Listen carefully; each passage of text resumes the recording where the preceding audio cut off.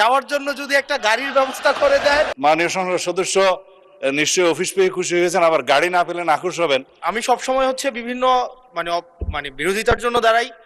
আজকে thank you জানাচ্ছি যে আজকে এই ধরনের একটা সিদ্ধান্ত নিয়েছেন। আমার এই অপোজিশন থেকে আপনাদের সবাইকে থ্যাংক ইউ জানাচ্ছি যে একটা বসার অন্তত জায়গা হয়েছে।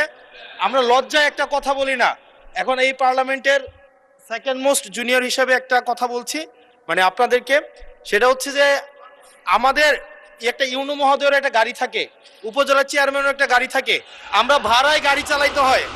আমাদেরকে যদি আমরা লজ্জায় এটা বলতে পারি না, আমরা এটা লজ্জায় কোথাও বলতে পারি না। এখন আমাদেরকে যদি একটা বসার ব্যবস্থা করে দিছে, এখন মানুষের কাছে যাওয়ার জন্য যদি একটা গাড়ির ব্যবস্থা করে দেয় তাইলে আমাদের জন্য একটু সুবিধা হয়, মানুষের কাছে একটু যাইতে পারি। মাননীয় স্বরাষ্ট্রমন্ত্রী।